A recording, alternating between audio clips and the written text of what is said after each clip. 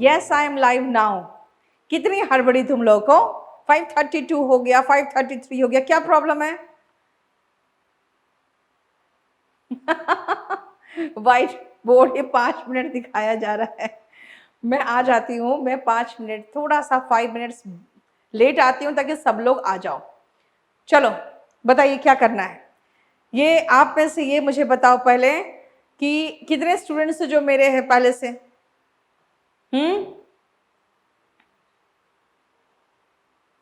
चलो सुनो, आप लोग अनीता हिंदी का भी करवा देंगे।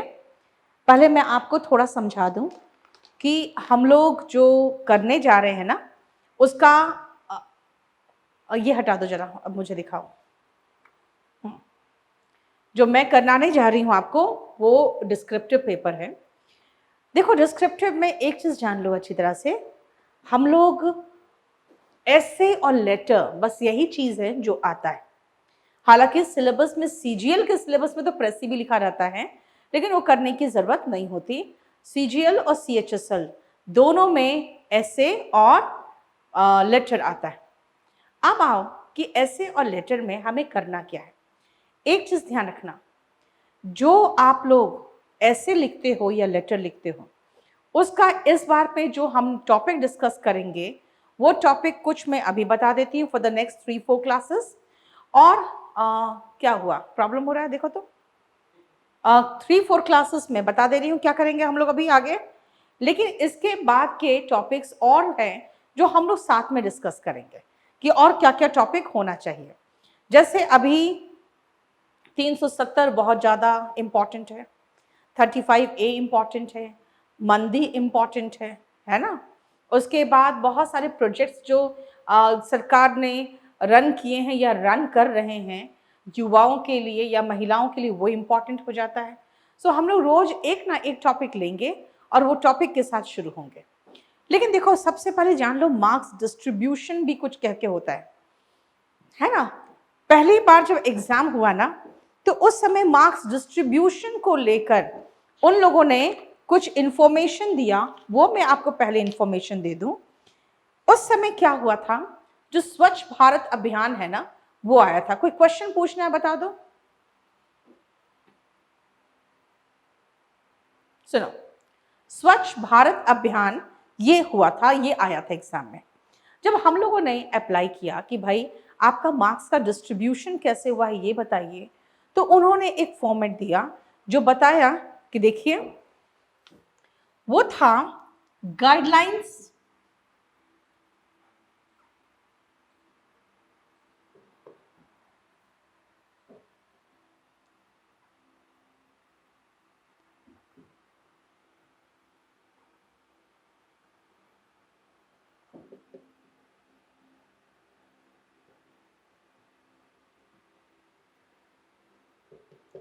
एंड डिस्ट्रीब्यूशन ऑफ मार्क्स से रिलेटेड हमें इंफॉर्मेशन मिला, जो मैं आपको बता दूं कि क्या गाइडलाइंस था। सबसे पहले आप एक काम करो अनुभव, आप ही नहीं, आप लोग जितने लोग हैं ना, आप सब जितने भी इंपॉर्टेंट टॉपिक सोच सकते हो आप लिख दो बोर्ड पे। एंड कमल ये सारा स्क्रीनशॉट मुझे भेज देना, मैं देख लूंगी आप लोग का दिया हुआ टॉपिक में जो जो इंपॉर्टेंट है वो सब डिस्कस करेंगे। जान लो एक तरह से अच्छे से, सीएचएसएल तो बहुत नज़दीक है, लेकिन सीजीएल में आपका जब तक एग्जाम नहीं होगा तब तक हम लोग हर ऑल्टरनेट डे में आऊँगी लेके और एक ना एक टॉपिक पूरा डिस्कस करके ख़त्म करके जाऊँगी। इस बीच में आपको एक चीज़ और चाहूँगी, ये ध्यान रखना। ऑफ कोर्स समीर पॉसिबल है, आप लोग जो कहते हैं ना पॉसिबल है क्या, ऑफ कोर्स पॉसिबल है। तो एक चीज़ जान लो अच्छे से कि आप लोग भी जितने भी इम्पॉर्टेंट पॉइंट्स बताना चाहते हो रिलेटेड टू ऐसे, जो भी ऐसे हम डिस्कस करेंगे उससे रिलेटेड, आप फटाफट टाइप करके लगाते चले जाना उसमें, और उसको मैं पढ़ते जाऊंगी और उसको भी इंक्लूड करते जाऊंगी अगर मुझे अच्छा लगेगा तो। ये देखो ये इंटरैक्टिव क्लास होता था, ऑफलाइन में ये इंटरैक्टिव क्लास होता था, लेकिन ऑनलाइन करना पड़ा ना इसीलिए क्योंकि अब देखो आपका Tier 3 आने वाला है। अब यहाँ आओगे जाओगे, उससे अच्छा है ऑनलाइन करके पढ़ के खत्म कर लो। लेकिन मैं चाहूंगी इंटरैक्टिव रखो इस सेशन को, ताकि आप जितने कुछ बताओगे बस खाली अननेसेसरी बातें मत करना, जितनी चीजें आप बताना चाहते हो बताओ, हम उसको कॉपी करके ध्यान रखेंगे कि उसको डिस्कस करना है।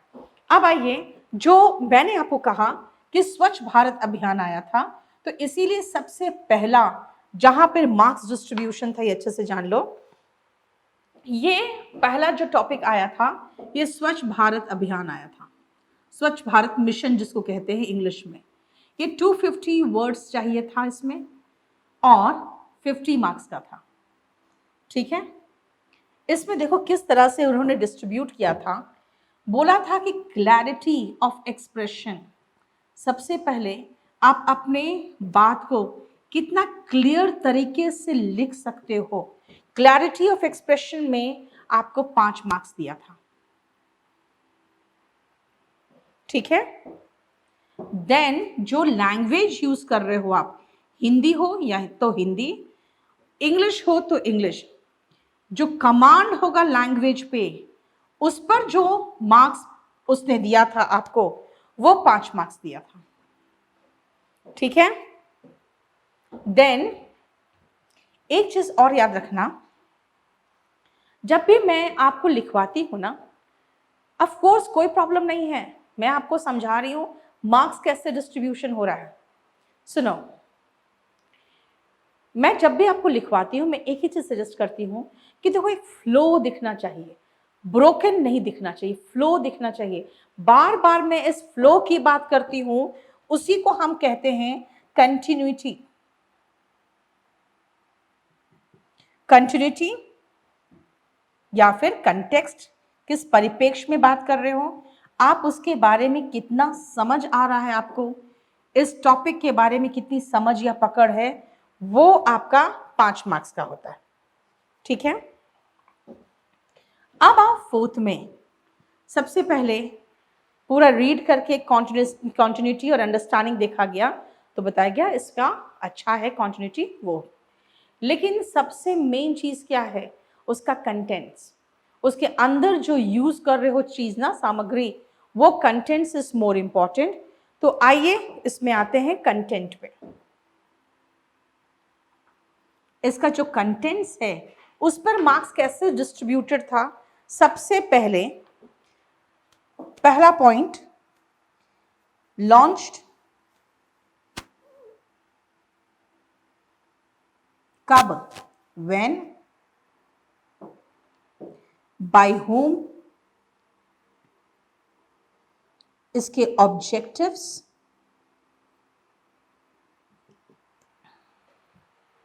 ठीक है, गोल्स, नोडल इसके कौन कौन मिनिस्टर्स है,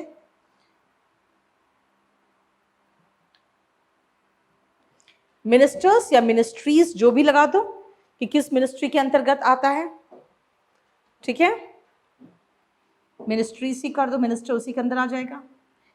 यानी ये जो 5 पॉइंट है, लॉन्च्ड हुए कब, किसके द्वारा, ऑब्जेक्टिव किसने लॉन्च किया था, गोल क्या है इसका, इसके पीछे ऑब्जेक्टिव क्या है, और इसके मिनिस्ट्रीज कौन कौन है, इस पर जो मार्क्स था ये आपके 5 मार्क्स थे। यानी जब हम स्वच्छ भारत मिशन की बात कर रहे थे तो कब लॉन्च हुआ, एग्जैक्ट डेट, किसने लॉन्च किया था, किस दिन लॉन्च किया था, प्रधानमंत्री के द्वारा लॉन्च हुआ था ना 2 अक्टूबर को। इसके ऑब्जेक्टिव्स क्या थे, क्या क्या गोल्स बनाए हैं सरकार ने इसके द्वारा, इसके अंतर्गत, और इसके किस मिनिस्ट्री के अंतर्गत ये काम करेगा। ठीक है, देन सेकेंड आओ इसमें, ये जो ऑब्जेक्टिव की भी बात थी ना, इस ऑब्जेक्टिव का भी 2 पोर्शन था।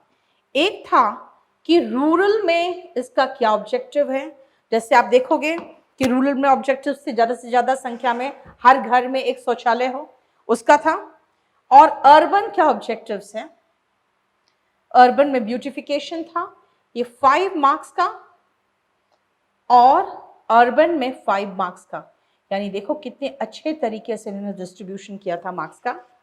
ठीक है, बताओ कोई प्रॉब्लम यहां तक। उसके बाद आओ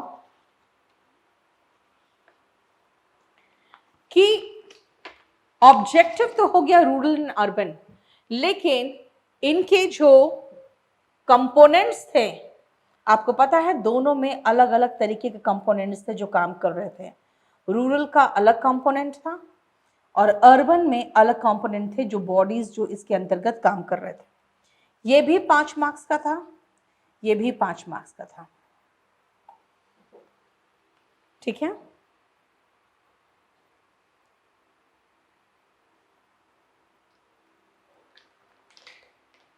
नेक्स्ट आओ।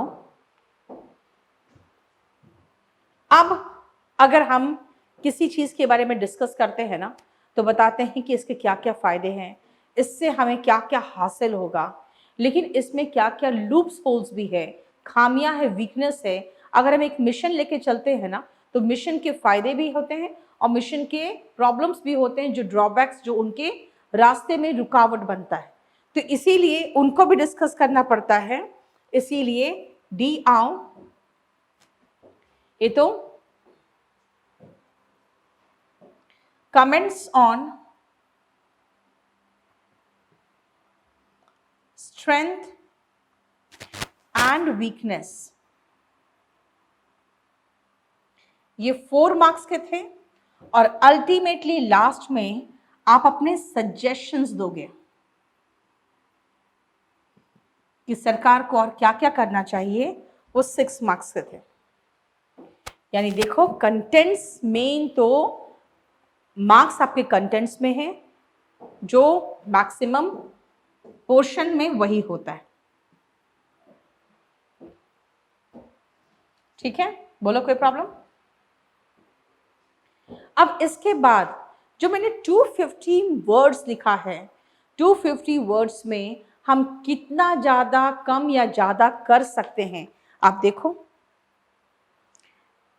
याद रखना 10%, आप ये जो वर्ड लिमिट्स है ना, इसमें 10% प्लस माइनस कर सकते हो, 10% प्लस माइनस कर सकते हो, उससे ज्यादा इसमें अलाउड ही नहीं होता। राइट? अब ध्यान रखना, उससे ज्यादा अलाउड इसलिए नहीं होता है क्योंकि उसके बाद आपके पास उतने ब्लैंक्स होंगे नहीं। ठीक है ना? इसका मतलब हो गया कि अगर आप 10% यानी 25 वर्ड का आपको छूट मिल रहा है, उतने ज्यादा ब्लॉक्स नहीं होते हैं, तो 25% का ही आपको छूट मिल रहा है, ज्यादा या कम करने का उससे ज्यादा आपको गुंजाइश नहीं। देखो, उतारना है, कुछ पूछना है तो पूछिए।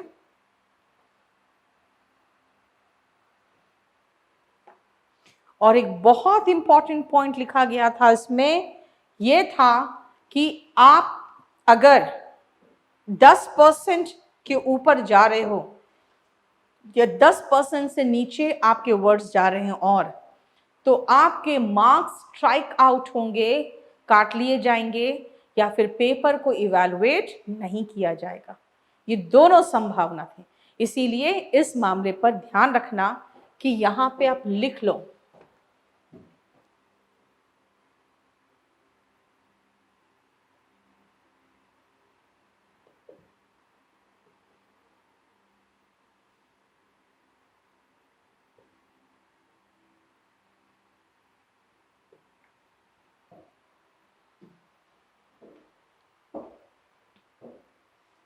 उसके ऊपर या उसके नीचे जाओगे तो मार्क्स काट लिए जाएंगे या पेपर इवैल्यूएट नहीं किया जाएगा।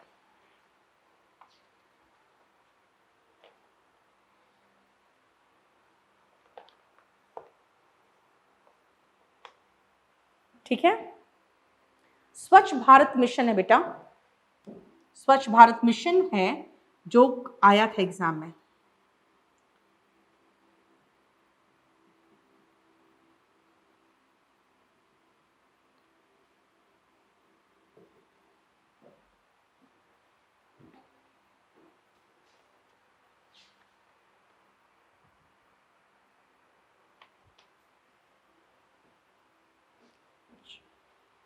स्वच्छ, सी लगा दो।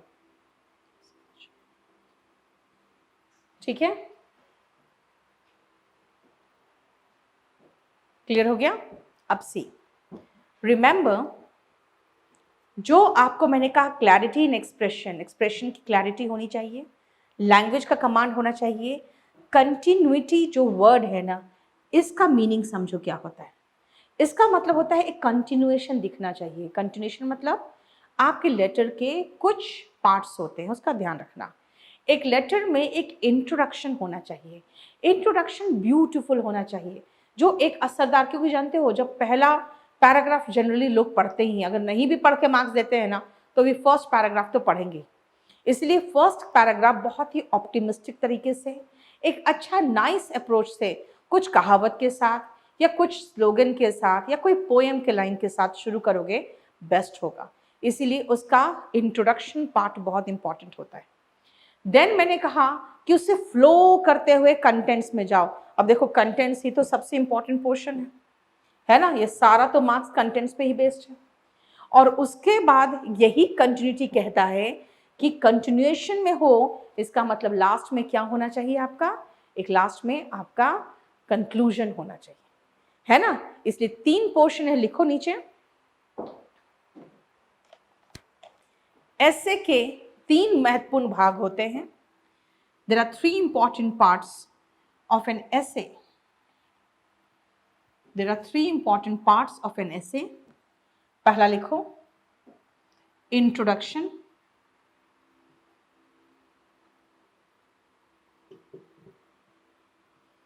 देन कंटेंट्स, एंड तीसरा कंक्लूजन।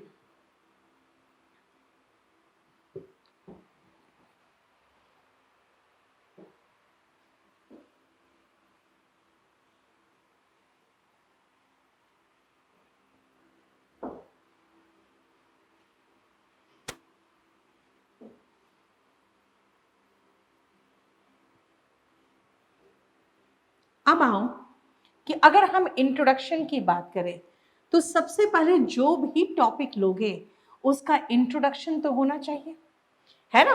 अब जैसे स्वच्छ भारत अभियान का था, मैंने कहा, मैंने शुरुआत किया था जैसे cleanliness is next to godliness, कहावत है, वहां से शुरू किया था।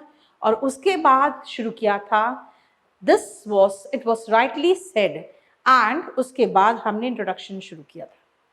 तो इंट्रोडक्शन टू स्वच्छ भारत अभियान मैंने एक लाइन से शुरू करके उसको प्रॉपर, बहुत आप है ना मेरा वॉल्यूम 3 मंगवा लेना। वॉल्यूम 3 में 2016 नहीं, ये तो मेरा लगता है 15-16, 2015, 2016 और 2017, इन 3 सालों में मैंने जितने भी एसेस पढ़ाए हैं ना और लेटर्स कराए हैं, सारा वॉल्यूम 3 में, ठीक है। अभी ध्यान रखना कि ये तीनों हम का मंगवा लोगे तो आपको एक समझ में आ जाएगा कि मैंने कैसे हर ऐसे का कितना ब्यूटीफुल इंट्रोडक्शन किया है। कंटेंट्स कैसे बनता है वो मैं बाद में बताऊंगी, क्योंकि कंटेंट्स हर चीज़ का अलग अलग बनेगा। मैं एक छोटा सा एग्जांपल देती हूँ। अगर मुझे पोल्यूशन पे लिखना आएगा तो मैं इंट्रोडक्शन तो पोल्यूशन का यही कर दूंगी। कंटेंट्स में आऊंगी तो मैं डिफरेंट टाइप्स ऑफ पोल्यूशन की बात करूंगी। पहले मैं बात करूंगी सबसे बड़ा जो पोल्यूशन है वो एयर पोल्यूशन का। अब उसके सब कंटेंट्स क्या है देखो, उसमें मैं बताऊंगी एयर पोल्यूशन क्या है, फिर उसके बाद मैं बताऊंगी वो किस किस के द्वारा पैदा होता है, उसके बाद बताऊंगी उससे क्या क्या बीमारियां होती है, और उसके बाद उसका निवारण बताऊंगी, है ना। फिर पहुंचूंगी वाटर पॉल्यूशन पे। तो ऐसे करके आपको उसको सब हेडिंग्स बनाने की जरूरत नहीं होनी चाहिए, लेकिन हाँ वो पैराग्राफ बताना चाहिए कि भाई हम अब दूसरे पॉइंट पे उतर गए, ठीक है। सो दिस इज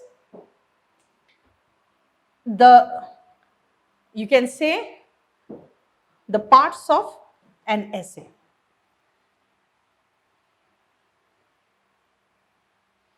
अब जो हम लोग ऐसे डिस्कस करेंगे, तो अभी हम लोग फॉर द नेक्स्ट 3-4 क्लासेस ले लो। फॉर द नेक्स्ट 3-4 क्लासेस पहला हम जो ऐसे डिस्कस करेंगे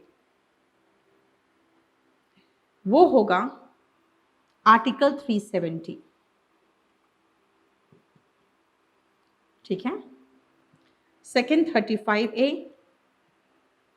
तीसरा जो कंप्लीट रिसेशन आ गया है, मंदी आ गया है उस पर, ठीक है।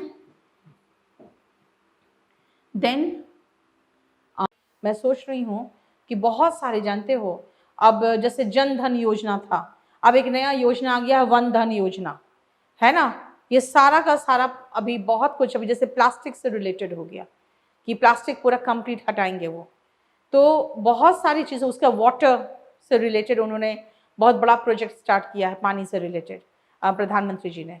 तो ये बहुत सारे हैं टॉपिक्स, जैसे वाटर का हो गया, जो वाटर प्रोजेक्ट नया आ रहा है, उसके बाद प्लास्टिक से रिलेटेड वो फैसला ले रहे हैं, देन वन धन योजना जो आ रहा है, तो ये सब हम लोग बाद में करेंगे। पहले हम ये 3 जो है बहुत इंपॉर्टेंट टॉपिक अभी वो कर लेंगे, ठीक है बेटा। वर्ड डिटेल एक्सीड नहीं करता। अनुभव, एक चीज़ मैं बताती हूँ आपको, आप अनुभव आपको मिल जाएगा साइट में, मैं कोशिश ये करूँगी जल्द से जल्दी आपको करवाने का। Last time topic old age and social media था, ठीक है, मैं समझ रही हूँ। कोटेशंस लर्न नहीं करना है, अनुभव कभी कभी खुद भी बनाने की कोशिश करो। और एक चीज़ याद रखना, इतना डिटेल जो कह रहे हो ना, यस चंद्रयान 2 लो,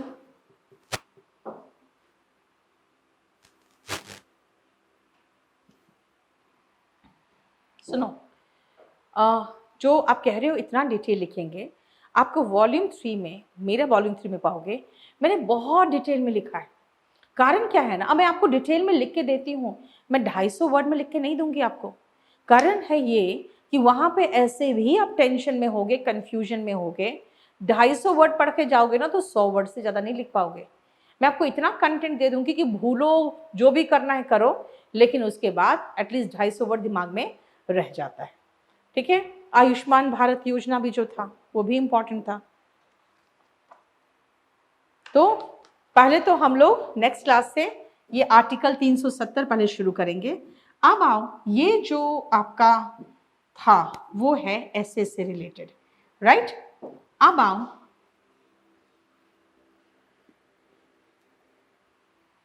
लेटर, लेटर से किस तरह से आपको देना है, लिखो। अगेन सेम बात हो गया लेटर में भी।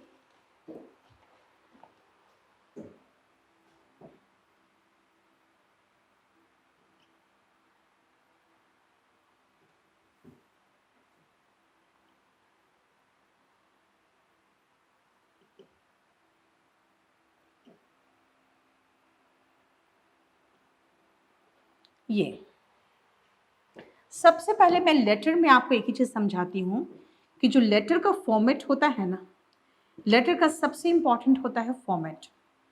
और इसमें कुछ नहीं है, थोड़ा सा खाली ध्यान रखना है आपको, और इसमें बहुत अच्छा आपको मार्क्स मिल जाता है। सीधा सीधा 4 मार्क्स तो इसमें मिलेगा आपको, ठीक है।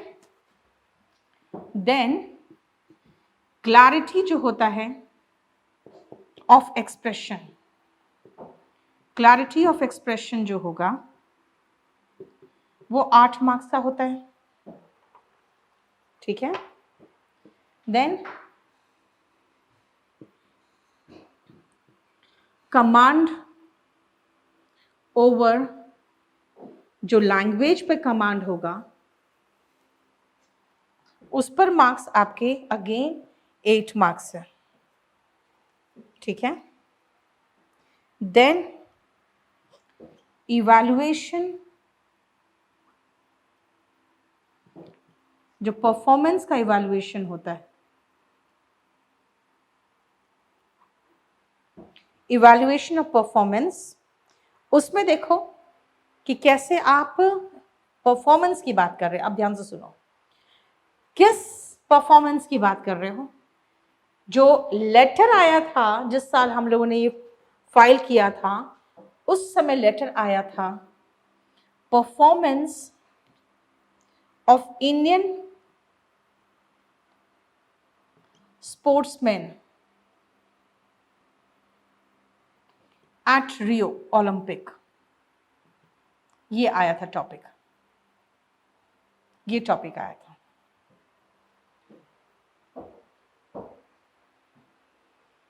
ठीक है। तो कैसा परफॉर्मेंस किया था वो आप इवैल्यूएशन करोगे। आप जब इवैल्यूएशन करोगे तो आपके पास पूरा कंप्लीट डेटा होना चाहिए, क्या जीता, कहाँ पर बिल्कुल जीते जीते हारे हैं, सारा कंप्लीट डिटेल होना चाहिए, तभी इवैल्यूएशन कर सकते हो आप। इसमें ध्यान रखना, सबसे पहले आपको अपने स्ट्रेंथ बताने होंगे कि कहाँ कहाँ हम मजबूत रहें और किन किन से क्षेत्र में हम बिल्कुल वीक है और वहाँ परफॉर्मेंस नहीं कर पाए, उसमें 10 मार्क्स होगा।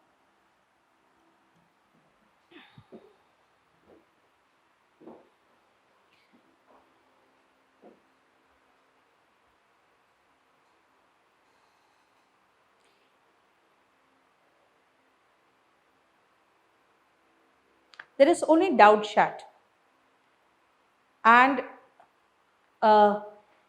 एक काम और कर सकते हो कमल, आप देख लीजिए ये CHSL वाले जो है, अगर उनको डिलीवरी करने में बुक्स टाइम लगेगा तो if they want to purchase PDF copy पिछले साल की तरह वो अवेलेबल करा दीजिए, ठीक है। If they want they can purchase PDF जो डायरेक्टली उनके पास तुरंत ही पहुंच जाए ताकि वो पढ़ सके, क्योंकि CHSL वालों के पास टाइम नहीं है। स्ट्रेंथ एंड वीकनेस 10 मार्क्स का है।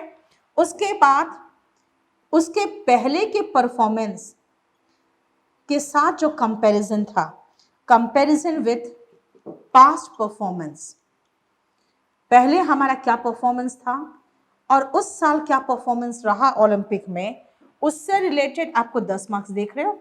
अगेन ध्यान रखना, हर चीज में कंटेंट्स मायने रखता है, ठीक है।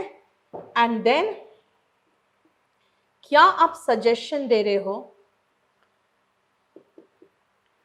फॉर इम्प्रूवमेंट इन फ्यूचर, यानी कि इन परफॉर्मेंस।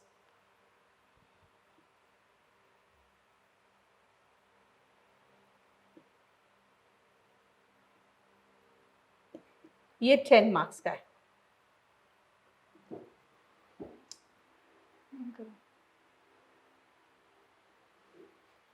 ठीक है। इसमें भी अगेन सेम बात है कि आपका 200 वर्ड्स का था और 50 वर्ड 50 मार्क्स का था, 50 मार्क्स का था, ये 200 वर्ड्स का था और 50 मार्क्स का था। क्लैरिटी ऑफ एक्सप्रेशन का मतलब ये होता है बेटा कि आप जो एक्सप्रेस कर रहे हो, जो बातें बता रहे हो, आपका लैंग्वेज में कितना क्लैरिटी है। तभी मैं आपको समझाती हूँ, ज़्यादा बड़े बड़े सेंटेंस मत लिखो, ज़्यादा कंफ्यूज मत हो, क्लैरिटी होना चाहिए, आप क्लियर होना चाहिए किस तरह से आप एक्सप्रेस कर रहे हो। विजय जानते हो, स्पेसिफिक डेटा ज़रूरी होता है। जब आप किसी मुद्दे को अच्छे से पढ़ के जाते हो ना, तो उससे रिलेटेड डेटा आपके पास होता है। अगर नहीं होता है तो घुमा घुमा के आप बातें घुमाने लगते हो, इसका मतलब नहीं है आपके पास कंटेंट्स। और देख रहे हो कंटेंट्स पर सबसे ज़्यादा मार्क्स है, ठीक है। देन अगेन देखो क्या है, 10 मार्क्स 30 मार्क्स हो गया। और ध्यान रखना यही है इसका 4 8 8 और फिर 10 10 10 हो गया 50। इसमें अगेन वही है कि जो 50 मार्क्स है, 200 वर्ड्स है, इसमें प्लस माइनस 10% ओनली आप अलाउड है, इतना ही अलाउड है। इसका मतलब है कि आप 20 मार्क्स से 20 वर्ड से ज़्यादा और 20 वर्ड से कम नहीं कर सकते, ठीक है।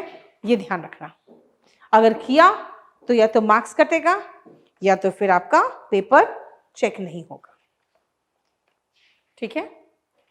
लेटर टॉपिक्स, अनुभव रुको, इतना परेशान मत हो, अभी स्टार्ट कियो,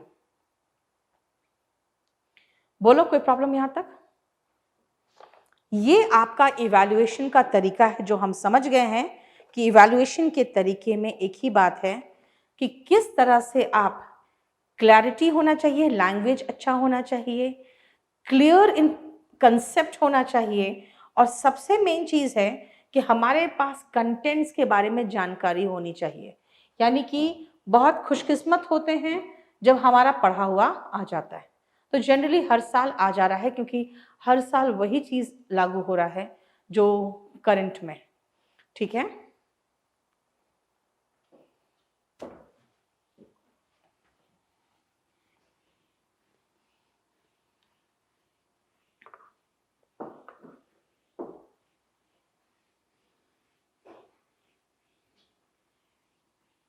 और टियर 3 जो है ना, टियर 3 हर साल आपको न्यू टॉपिक्स पढ़ना पड़ता है। ये तो मैं सिर्फ आपको बेसिक कंसेप्ट बता रही हूँ, बेसिकली आपको किस तरह से ऐसे लिखना है, बेसिक कंसेप्ट बता रही हूँ। चलो अब आओ लेटर्स के टाइप में आते हैं।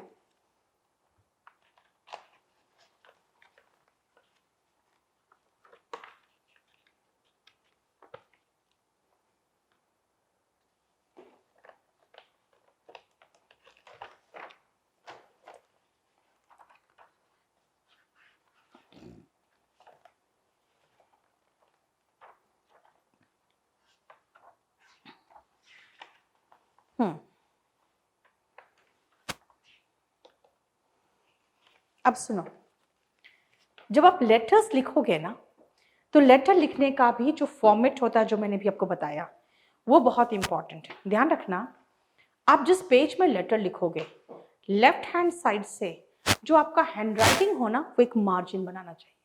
हैंड राइटिंग एक मार्जिन में आना चाहिए। जैसे देखो, पहले क्या है, शुरू में ऊपर XYZ,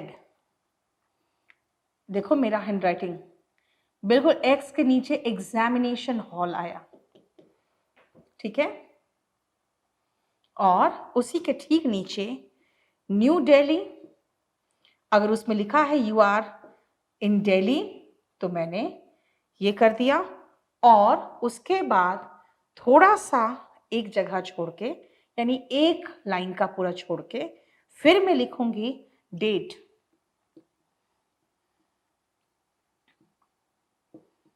देखो ये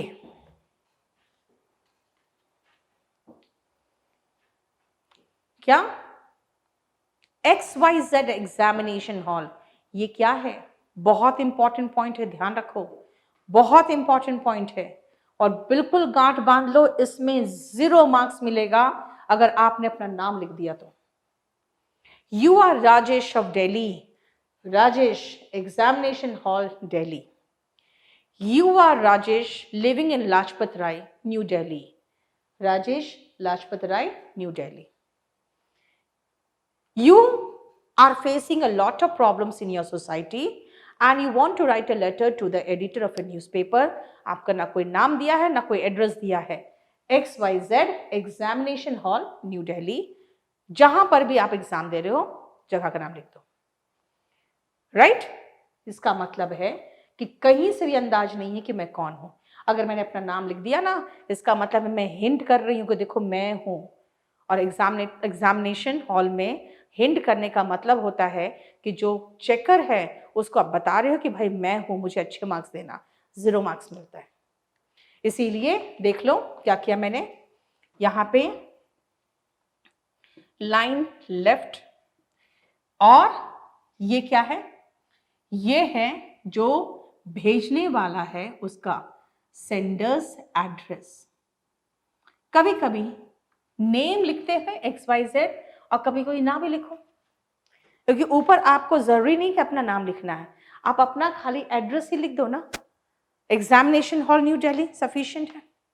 और उसके बाद एक लाइन छोड़ के आप डेट लिखो। कभी कभी इसके बीच में लाइन नहीं भी छोड़ा होता है, दैट ऑल्सो डजंट मैटर, ठीक है।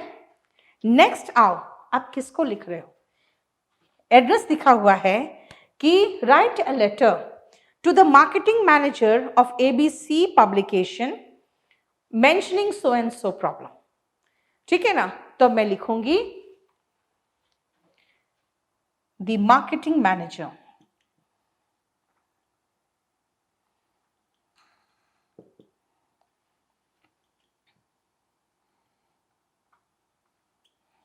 Mrs. ABC publication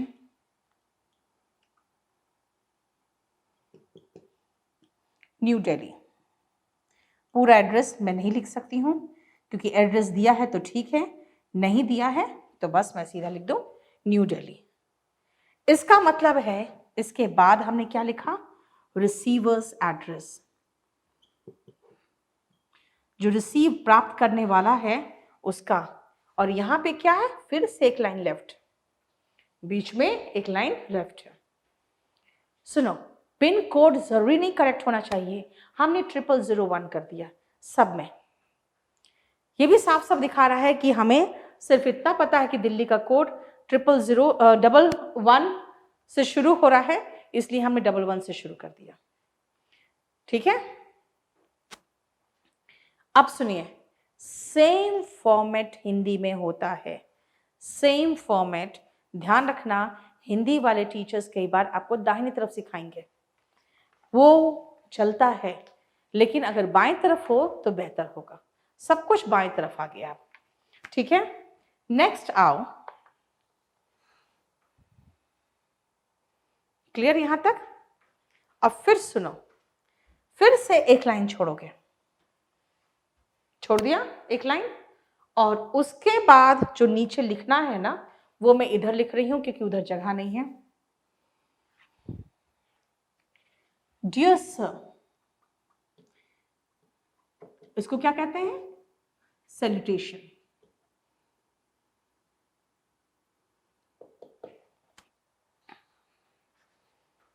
ठीक है, एक चीज और ध्यान रखना, जो हम लोग इंग्लिश में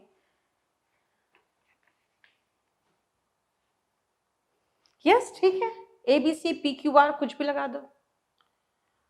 अब सुनो, कई लोग लिखते हैं रेस्पेक्टेड सर। देखो सर क्या है, सर का मतलब ही है कि रेस्पेक्ट देकर आप किसी को सम्मान के साथ संबोधित कर रहे हो, वो सर वर्ड होता है। तो डियर सर लिख सकते हो, रेस्पेक्टेड सर तो सुपरफ्लुअस वर्ड है। ठीक है, वो सुपरफ्लुअस वर्ड हो जाता है। उसके बाद फिर से सुनो, एक लाइन छोड़ोगे। ठीक है, फिर लिखो सब्जेक्ट। अब देखो यहां पे एक पंगा है, कुछ लोग कहते हैं भाई सब्जेक्ट पहले लिखो और डियर सर बाद में लिखो। कुछ लोग कहते हैं नहीं, डियर सर पहले लिखो और सब्जेक्ट बाद में लिखो। अब जब हम डियर सर लिख देते हैं ना, तो उसके बाद सब्जेक्ट बेहतर होता है, क्योंकि आप संबोधित करने के बाद कह रहे हो कि भाई देखो ये इश्यू है। ठीक है,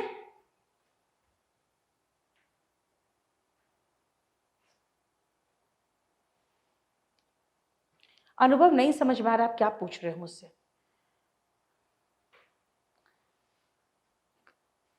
देखो, बुक्स में अक्टूबर 1 लिखा है, मैंने 1 अक्टूबर लिखा है, गलत थोड़ी है। अगर आप चाहो तो इसको फर्स्ट को यहां से हटा के अगर पीछे लगाओगे तो ये फर्स्ट नहीं रहेगा, फिर 1 रहेगा। तो दोनों तरीका सही है। सब्जेक्ट में आओ, क्या सब्जेक्ट है? जैसे कोई ऑर्डर दे रहे हो फॉर बुक्स, ठीक है, सब्जेक्ट जो होगा वो बहुत छोटा होना चाहिए, बहुत छोटा होना चाहिए सब्जेक्ट। इसीलिए सब्जेक्ट के बाद स्ट्रेट अवे ध्यान दो, आप फिर से एक लाइन छोड़ोगे और फिर लेटर शुरू करोगे, this is to state that. देखो, जो ऑफिशियल लेटर्स होते हैं ना, उसमें बहुत ज़्यादा बातें नहीं होती कि I am fine, how are you, I am quite well, ये सब कुछ नहीं होता। ये सीधा सीधा मुद्दे से शुरू होता है। This is to state that, करते से करके शुरू कर दीजिए। एक सेकेंड रुकिएगा।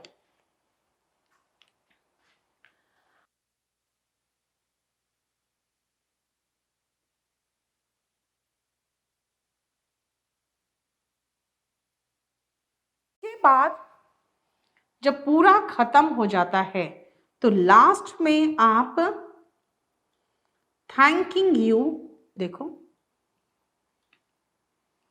ठीक है, कहां पे, ओके, थैंकिंग यू है ना, लास्ट में होगा थैंकिंग यू। क्लियर? और उसके बाद फिर से एक लाइन छोड़ोगे और उसके बाद लिखोगे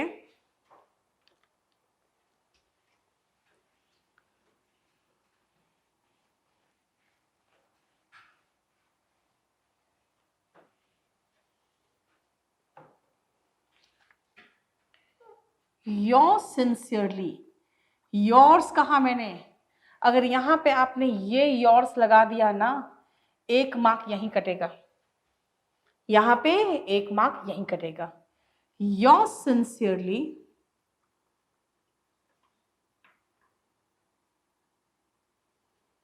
या फिर योर्स ट्रूली या फिर योर्स ओबीडियंटली, फिर आपका नाम क्या दिया था मैंने? XYZ, क्योंकि कोई नाम नहीं था, इसीलिए XYZ। नाउ जो पैटर्न होता है हिंदी का, पैटर्न सेम है हिंदी का। मैं आपको कल, मेरी कोशिश यही रहेगी कि कल जो टीचर आएंगे उनको मैं पहले हिंदी के लिए आपको उनको बता के भेजूंगी कि आपको पूरा पहले कंप्लीट कंसेप्ट समझाए, उसके बाद ही कोई लेटर वगैरह शुरू करें। ठीक है, बोलो कोई प्रॉब्लम यहां तक? Anything else? ये पैटर्न है आपके लेटर का। सो रिमेंबर, लेटर का फॉर्मेट में जो हमने आपको सिखाया है, पहला क्या सिखाया? Sender's address. फिर क्या सिखाया? Receiver's address.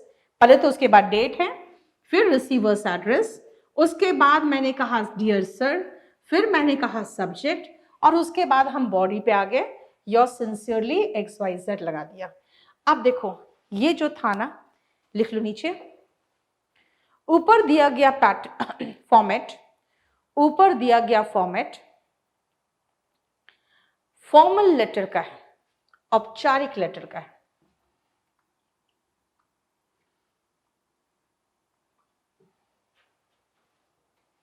ठीक है, अब आइए इनफॉर्मल लेटर, यानी जो आप पर्सनल लेटर लिखते हो उसमें आइए।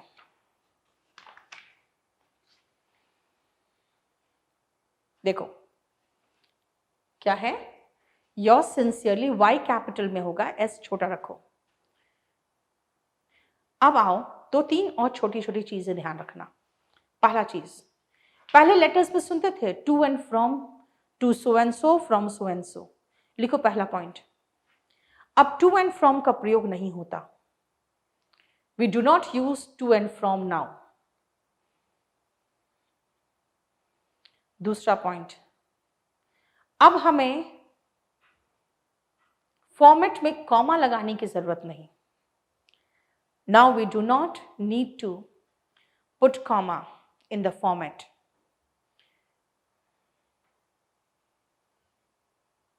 ठीक है, तीसरी बात, देखते थे पहले पैराग्राफ चेंज करने से पहले एक बाएं तरफ से थोड़ा स्पेस छोड़ते हैं, इसको इंडेंट कहते हैं। अब उसकी भी जरूरत नहीं होती। लिखो नीचे, पैराग्राफ चेंज करना है तो एक पूरी लाइन छोड़ दें, leave one complete line to change when you want to change paragraph, when you want to change paragraph।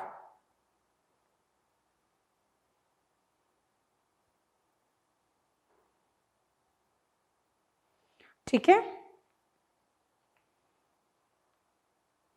अब हमें वर्ड इंडेंट छोड़ने की जरूरत नहीं।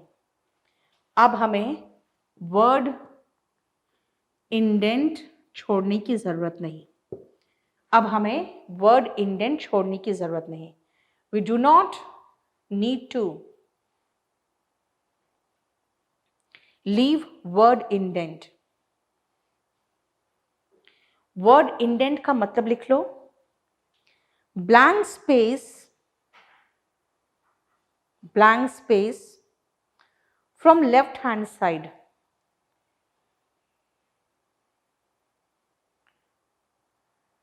ठीक है, ब्लैंक स्पेस जो लेफ्ट हैंड साइड के पहले, थैंकिंग यू के पहले आपको जरूरत नहीं है विनय जगह छोड़ने की, लाइन छोड़ने की, ठीक है। इसीलिए अब क्या है, हम पैराग्राफ जब छोड़ेंगे पूरा एक कंप्लीट, मैं आपको बताऊंगी नेक्स्ट क्लास में कि बॉक्स बना के कैसे लिखते हैं, पूरा कंप्लीट एक लाइन छोड़ेंगे और उसके बाद शुरू करेंगे, ठीक है।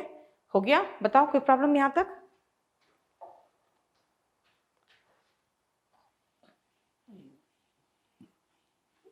ये फॉर्मल लेटर था। फर्स्ट पॉइंट ये कहा था मैंने नितिन कि हम टू एंड फ्रॉम अब नहीं लगाते। To so and so, from X Y Z, examination hall, ये सब कहाँ लिखे थे हम? टू मेसर्स एबीसी पब्लिकेशन कहाँ लिखे थे? ठीक है। नेक्स्ट सुनो, फॉर्मल और इनफॉर्मल लेटर में जितना डिफरेंस होता है बस इतना जान लो, लिखो।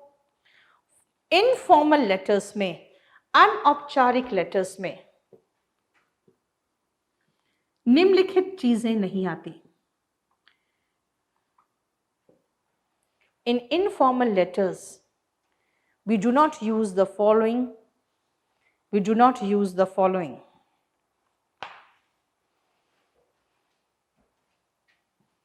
पहला,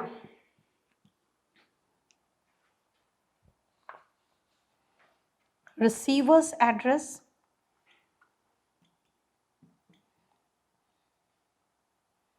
और दूसरा subject। ये दो नहीं होता।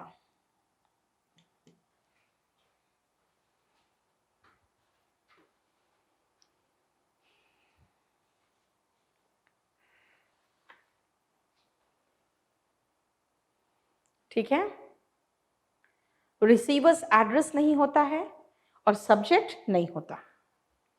नेक्स्ट पॉइंट सुनो,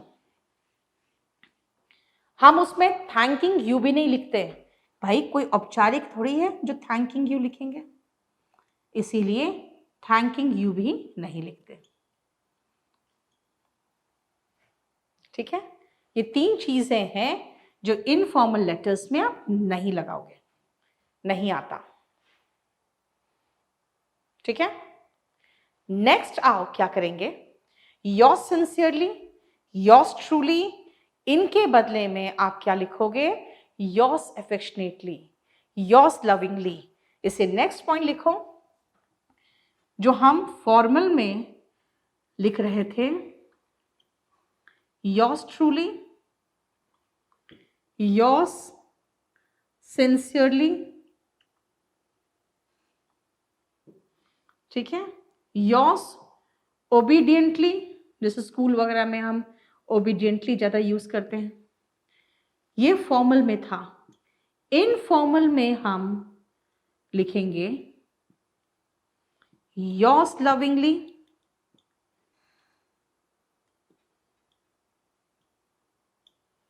या योर्स affectionately।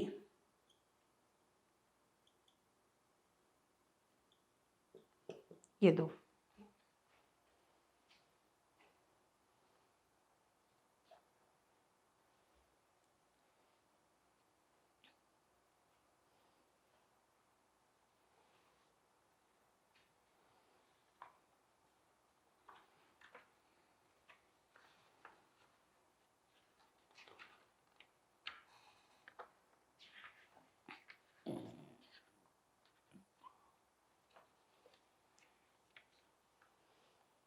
ठीक है,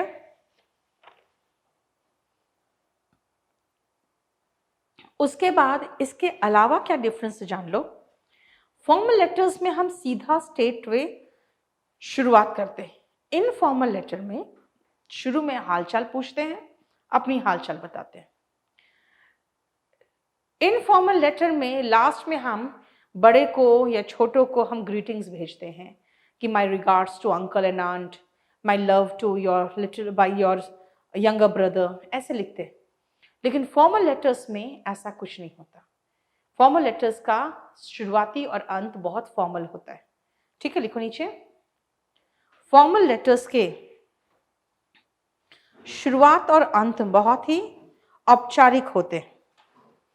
The starting and ending of formal letters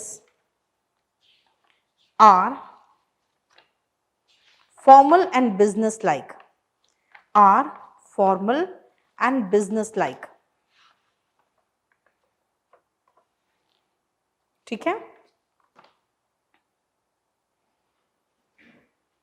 जैसे कि फॉर एग्जाम्पल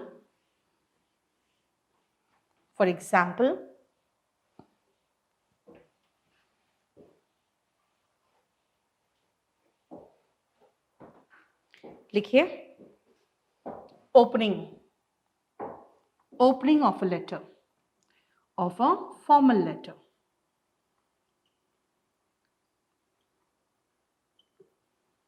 लिखो 3-4 तरीके से।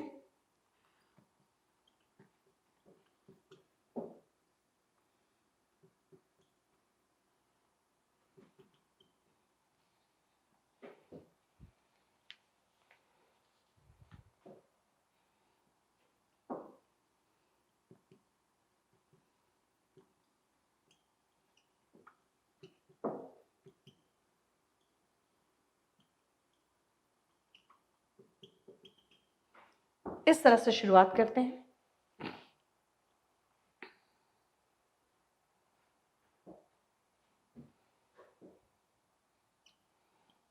अगर टू एडिटर है, किसी न्यूज़पेपर के कोई एडिटर है, तो लिखो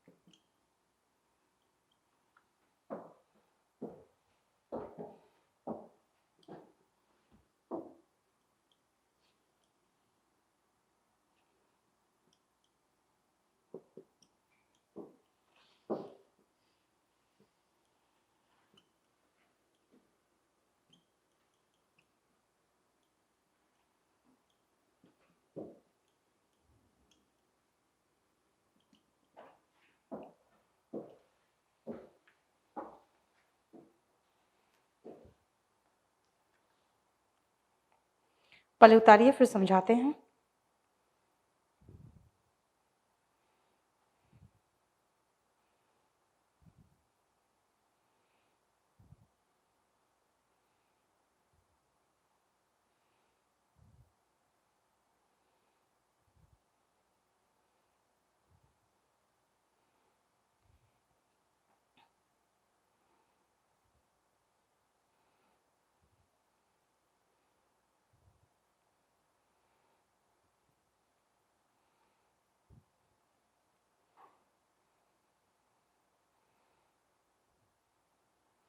हो गया?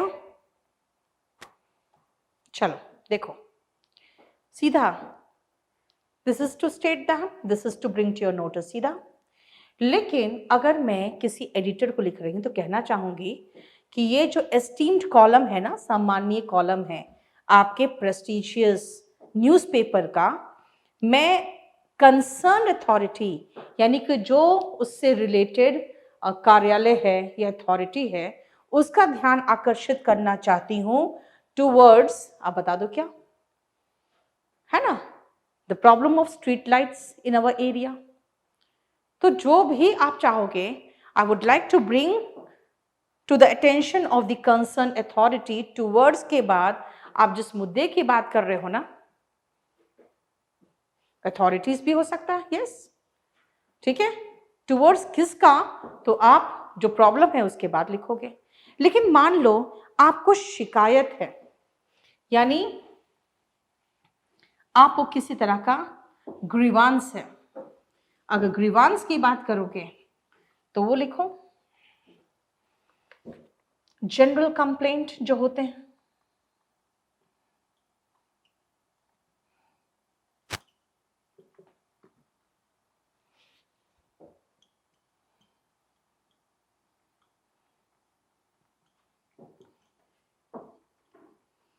मुझे खेद है ये बोलते हुए, ये बताते हुए हमें खेद है। देखो, रिग्रेट।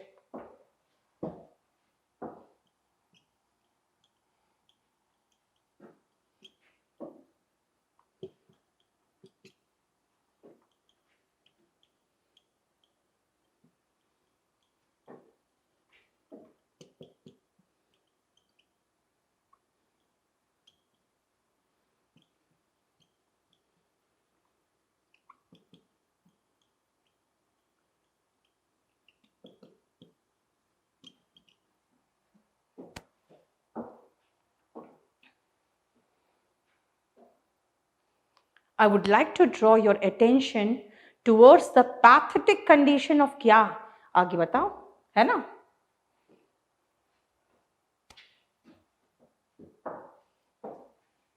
पैथेटिक का मतलब होता है दयनीय स्थिति।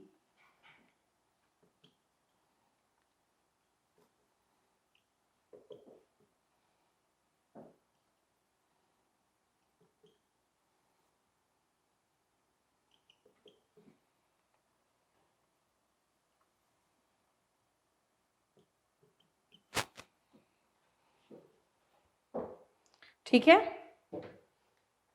आपका I would like to draw your attention towards and it is high time। Sir से बिल्कुल पानी गुजरा जा रहा है, आप ध्यान नहीं दे रहे हो, वही चीज है। क्या है? सिंसियरली का स्मॉल लिखा है, इसको कैपिटल में कर देंगे। यस विजय, योर्स सिंसियरली शुरुआत जो शब्द है वाई कैपिटल में रखो, सिंसियरली स्मॉल में करो। ठीक है, नेक्स्ट आओ,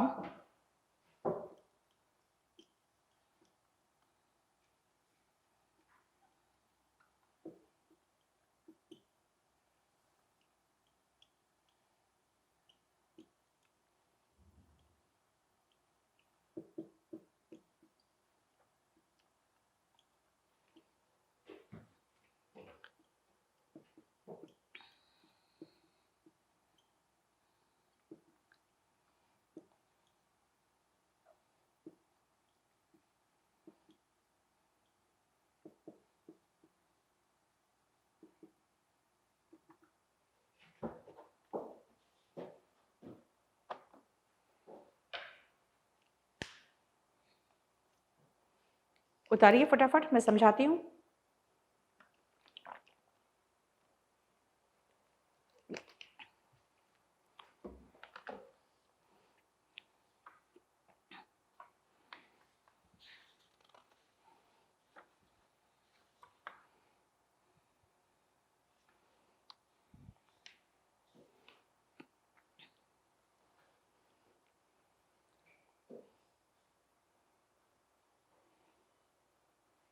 ठीक है, और अगर सामान्य लेटर होता, एकदम सामान्य, तो सीधा लिखते this is to state that, it is to bring to your notice that.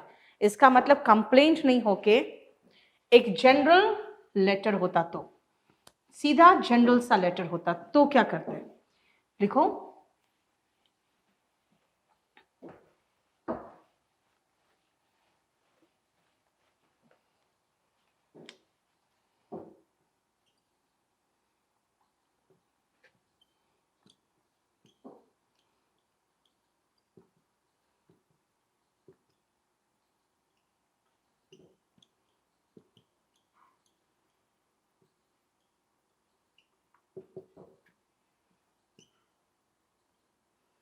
देखो, ये सबसे स्टार्ट करना बता रही हूं मैं आपको, है ना, ये स्टार्ट करना बता रही हूं मैं आपको। तो पहले से कोई लेटर आया है, आपको उसका जवाब देना है। कोई एडवर्टीजमेंट निकला है for the post of manager और आप उसके लिए अप्लाई कर रहे हो, तब क्या करोगे, इसे लिखो, जो रिप्लाई है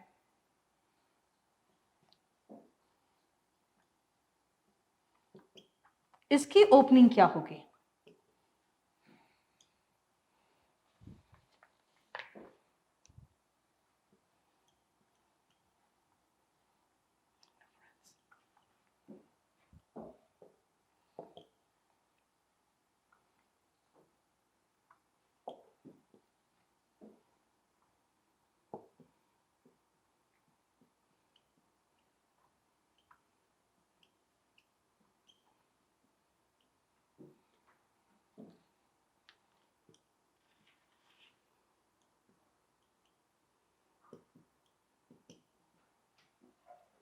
इन reference to your letter dated so and so, अब मैं जवाब देना चाहता हूं।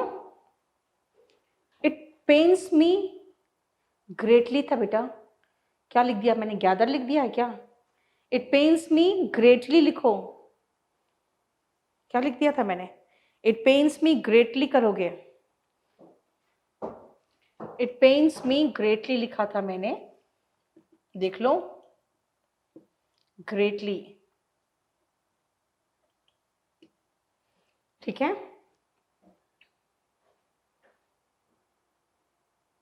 नेक्स्ट आओ, अब मान लो कोई एडवर्टीजमेंट छपा है, उसका जवाब दे रहे हो, लिखो।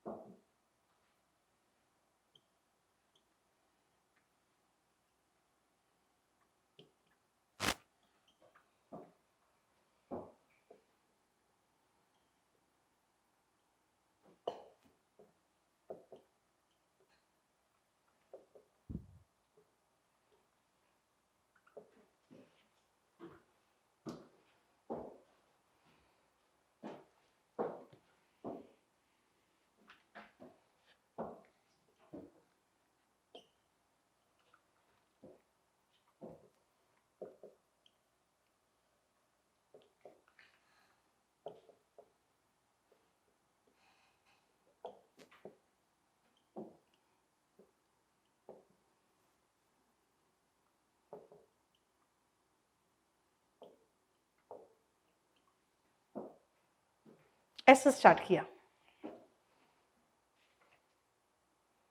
ग्रेटली लिखा था ना, इट पेन्स मी ग्रेटली, बहुत दुख होता है ये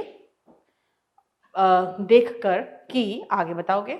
अब देखो क्या है, I came across the advertisement dated 21st September 2019 published in Times of India and came to know that the post of manager is lying vacant in XYZ company या XYZ Private Limited. I hereby apply for the post, और उसके बाद शुरू हो जाओ, ठीक है। तो ये सारा स्टार्टिंग है। नाउ रिमेंबर, स्टार्टिंग तो मैंने आपको बता दिया। बात क्या होती है ना, आपको लेटर हो या ऐसे हो, जब आप लिखते हो तो ध्यान रखना आपको भाषा पे पकड़ चाहिए। Without that it is not possible. Pramod क्या पूछ रहे हो? होगी ना, बताया तो था। अब मैं इंग्लिश पढ़ा रही हूँ ना, तो इंग्लिश पढ़ लो। जब हिंदी पढ़ाएंगे या कोई टीचर पढ़ाएगा, वो आप तब हिंदी पढ़ोगे ना। अब इंग्लिश के बीच में घुस के हिंदी हिंदी करोगे तो मैं कहाँ से हिंदी पढ़ा दूँ, बताओ। Have patience. जो फॉर्मेट बता रही हूँ, फॉर्मेट दोनों में सेम है, लेकिन आप कहोगे इसको हिंदी में बताना, तो हिंदी में एग्जैक्टली इसको ट्रांसलेट करके नहीं लिखा जाता, उसका लैंग्वेज और स्ट्रक्चर अलग होता है।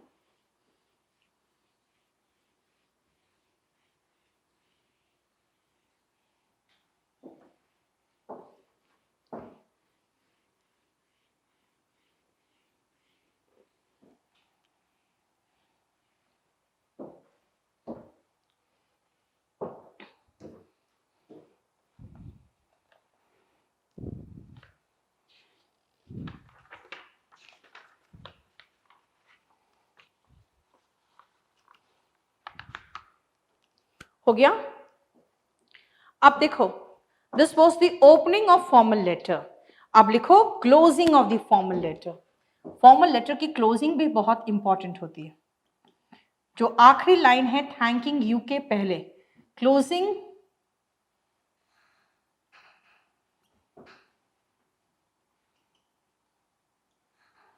क्लोजिंग भी इक्वली इंपॉर्टेंट है। लिखिए, अगर आप जनरल एक लेटर लिख रहे हैं और किसी से कोई बिजनेस करना चाह रहे हैं और उससे पॉजिटिव रिप्लाई की उम्मीद कर रहे हैं, लिखिए पहले फर्स्ट पॉइंट। अगर कोई बिजनेस प्रपोजल दिया जा रहा हो,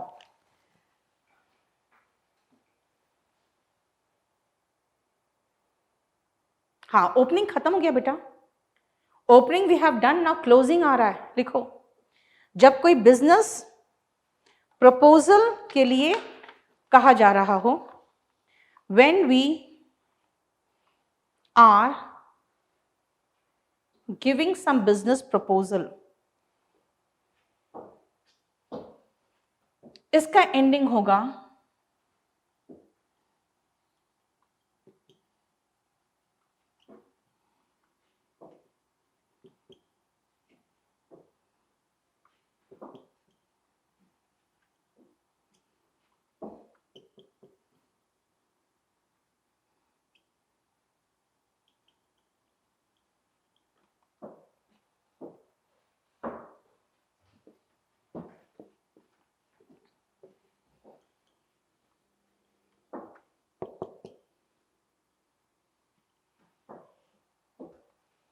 लुकिंग फॉरवर्ड टू के बाद जेरेंड आता है। ये हम लोग ग्रामर में पढ़ते हैं और इसे ग्रामर में भी क्वेश्चंस आते हैं।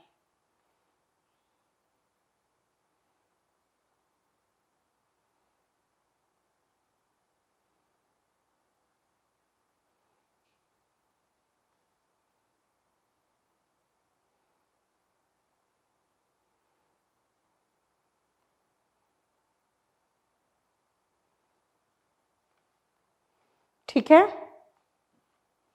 उसके बाद नेक्स्ट आओ, लिखो next.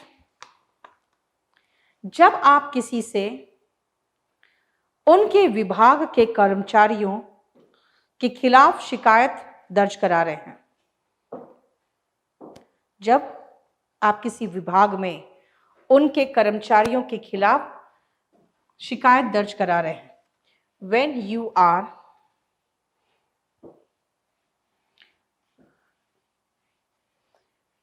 pointing out the carelessness or insensitivity of the staff and bringing this to the notice of the head of the department,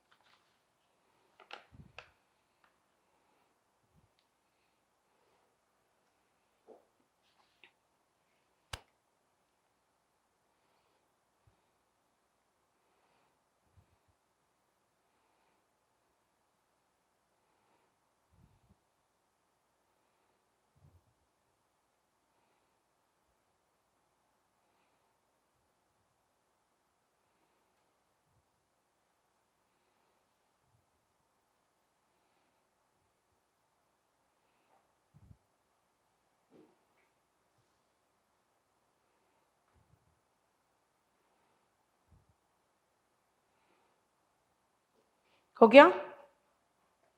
इसका मतलब कि मैं उम्मीद करता हूं आप प्रॉम्प्ट एक्शन लोगे और मेरे जो शिकायतें हैं उनको दूर करने के लिए, और जो भी आपके स्टाफ गलत कर रहे हैं, एररिंग मतलब होता है, मतलब होता है गलत करना, गलती करना, तभी तो एरर का मतलब गलतियां होती है, और उनके खिलाफ सख्त कार्रवाई करोगे।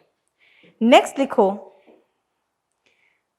जस्ट अ सिंपल कंप्लेंट, जब एक साधारण कंप्लेंट हो तो जस्ट अ सिंपल कंप्लेंट, तो क्लोजिंग कैसा होगा लिखो।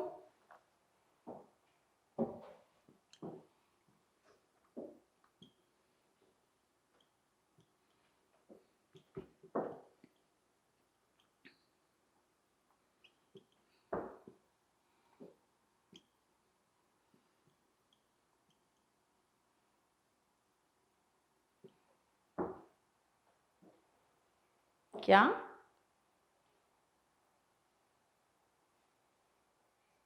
मैंने कहा था, एयरिंग स्टाफ के खिलाफ आप एक्शन लीजिए और मेरे जो ग्रीवांसेस हैं यानी शिकायतें हैं उनको रेड्रेस करें यानी दूर करें, उसके लिए कहा था। बस सिंपल कंप्लेन है तो please look into the matter and do the needful. जो हो पाए वो करिए इस मैटर को देखकर, इन मैटर को देखते हुए जो हो पाए वो करिए। हो गया। और लास्ट है जो एडिटर को लिखा, देखो ध्यान से, पुलिस को लिखा नहीं सुनी, फिर लिखा नहीं सुनी, फिर मैंने क्या किया, न्यूज़पेपर के एडिटर को लिख दिया और ओपन लेटर लिख दिया कि मैंने ऐसे ऐसे पुलिस को कंप्लेन किया, पुलिस ने नहीं सुना। अब क्या है, ये जनता के सामने है। तो मैं क्या कहूंगी लास्ट में कि अब मैं उम्मीद करती हूं जो मेरी कंप्लेंट्स नहीं सुनी गई, अब मैं उम्मीद करती हूं कि ये जो लेटर मैंने ओपन लेटर लिखा है टाइम्स ऑफ इंडिया को, एक आई ओपनर का काम करेगा उस अथॉरिटी के लिए जो सालों से या महीनों से मेरी कंप्लेंट पर सो रही है ना। ऐसे ही बात करोगे ना फिर तो। क्या कह रहे हो, evaluation of the same, just wait जेफरी, मैं कोशिश करती हूँ, just wait for a few days, for 1 or 2 days। लिखो, अगर कोई प्रॉब्लम का निवारण नहीं हुआ हो, if a problem has remained unsolved, और फिर एडिटर को लेटर लिखा गया and then a letter is written to the editor, तब क्लोजिंग इस प्रकार से होगा। Then the closing will be as given below.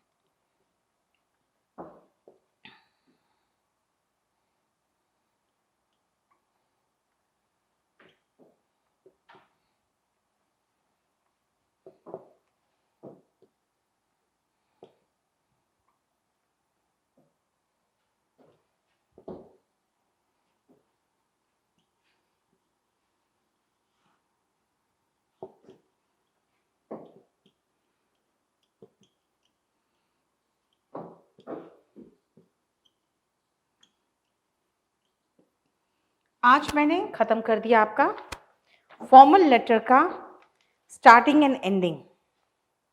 Informal letter जब मैं लिखूंगी ना, मैं उसका स्टार्टिंग एंड एंडिंग उसी में खत्म कर दूंगी, क्योंकि इनफॉर्मल लेटर आसान होता है, उसका एक ही तरह का फॉर्मेट होगा, बस थोड़ा बहुत इधर उधर परिवर्तन होता है, क्योंकि सब आप अपने दोस्त को, अपने पिता को, अपने भाई को लिखते हो और सब में प्यार और सम्मान होता है, इसलिए उसके फॉर्मेट लगभग सेम हो जाते हैं।